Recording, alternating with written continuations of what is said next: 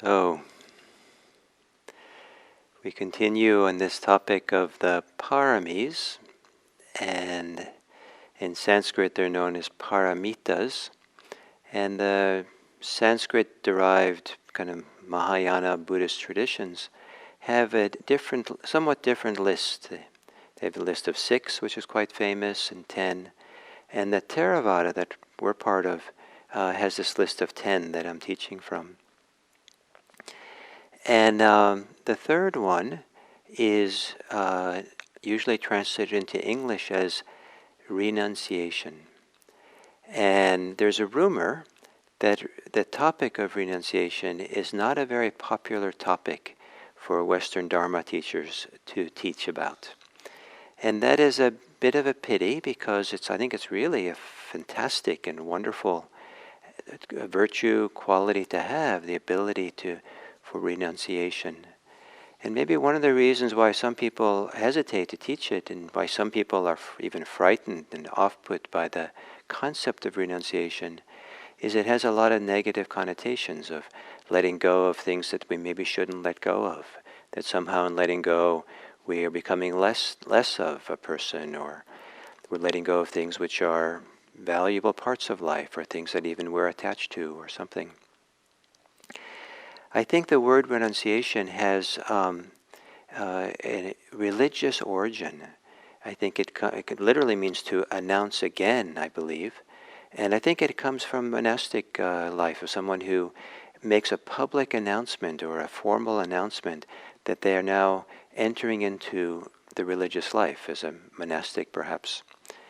And in that sense, it's almost a sacred act. And so the similar word sacrifice sometimes means painfully giving up something that we don't want to give up, and also, again, kind of a diminishment, or kind of unfortunate to have to sacrifice something. But the original meaning, apparently, of the word in Latin was to make sacrifice, to make sacred. And here we have this religious connotation. So the same thing in the Pali, in the Buddhist word nekkhamma, translated as renunciation, it has a very positive association. And in my reading of the ancient text, the Buddha, it has more to do with what is gained than what is lost. Certainly it is a letting go of something, and it's a shift, but it's also a stepping. When you step into something, you step away from something else. And so the kind of little story I like to say for renunciation, and what we gain in the process of, is that if you go to a winter cabin and get snowed in for the winter, and you're with all your extended family, and it's a one-room cabin, and probably by the end of the winter, being there all cooped up and the snow is melted enough to open the door, is probably the idea of stepping out into the open air, the mountain air, the extensive pastures might be there by the snows melted or something. It's just a delight and just a wonderful thing to go forth out of the cabin. So the word nekkhamma, one of the etymological understandings of it, is it means to go forth in that kind of way, to leave the dusty confines of a life which is somehow similar, confined maybe to being locked up in a cabin in the winter or something. So the idea that it's a movement towards something beautiful and opening and freedom, and it is a strong association with this idea of renunciation. And and if we associate with letting go, it's what I said earlier. It has to do with also what we let go into. We don't just let go of our clinging, our attachments, our resistance because they're painful. We can also let go because those painful movements of the mind and heart keep us from what is sacred, keep us from what is the best in us, keep us from peace, from happiness, well-being, groundedness, sensitivity, compassion. It keeps us from these beautiful qualities. It keeps us from the other paramis, these virtues, these 10 virtues. And so renunciation I feel, is more like something that should be really deeply appreciated and valued. And when you think inside, should I renounce something? It's to be let go of now. The if you feel like it makes you less than, or it's a drag to let go, then it's probably not, maybe not so wise to let go, or be careful about what you're doing. The renunciation we're talking about in Buddhism should also make us happy. There should be some degree of joy or opening or feeling of satisfaction or rightness in what we're letting go of. So certainly sometimes we have to let go of things that we want and even things that are valuable for the sake of other people, for the sake of our children if we have kids, or our parents, or neighbors who are sick. And I wouldn't say that we're jumping with joy when we let go of our plans for the day in order to take a neighbor to the emergency room who's sick. But it has hopefully it has a deep feeling of rightness, that if we let go and we're resentful or deeply discouraged or depressed by what we've done, that's very unfortunate. There's a great opportunity in the letting go for if we can let go well and really understand why we're doing it and how we're letting go into what's really best for oneself and for others. So we let go of our plans for the day, maybe unfortunately so, but it feels like everything is better, that we're taking, I don't know if that's exactly the right word, but it just feels so right to take our neighbor to the ER and sit there with them and care for them. And of course, that's the right place to be. So this idea of renunciation as a third parami follows the first two. First is generosity, which is a kind of giving, a giving of something. It is a kind of renunciation, but it's renunciation that's not obligatory. It's done from just an inspiration of generosity. And to feel how sometimes letting go of something as a gift is profoundly beneficial. And here we're beginning to learn the value of letting go, of giving up something. And then the same thing with the restraint involved in sila, of living a life of ethical conduct, behaving in ways that are ethical or wise or don't cause harm.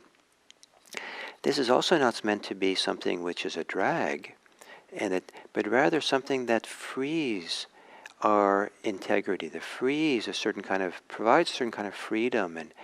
And the Buddha talked about the bliss or the happiness of sila, happiness of living an ethical life.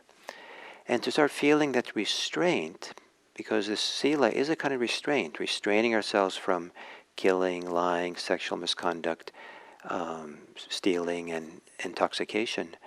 It's not just losing something, it's gaining something in the process. So then we're ready and prepared for renunciation, being kind of a continuation of that. But now we're talking about something which is not just behavior, the behavior of generosity, the behavior of restraint, of how we act with our bodies and mouths. But now we're talking about beginning to go inward and talking about renunciation of things that the mind, the heart is holding on to, things that the mind and heart are doing and valuing. And it's a deeper movement of letting go in the mind and heart itself. And with that can come joy, can come something really wonderful, the joy of renunciation, the joy of letting go. And without some letting go of something, there is no Buddhist path. And some people resist that or even are angry that we have to do that. But almost any endeavor that we're serious to do in our life involves letting go, usually like something else, which is also good. If we decide to go get an education in something, we want to do something of service for the world, then it might take all our efforts for a while, and we have to let go of many other things that we're doing that we don't have time to do now when we're engaged in this educational project. Or someone who decides to be a parent. There's a lot of letting go in being a parent. In fact, if a parent doesn't learn to let go, they're probably in trouble. Um, and hopefully the parent can learn to let go, especially in the early years of raising young kids.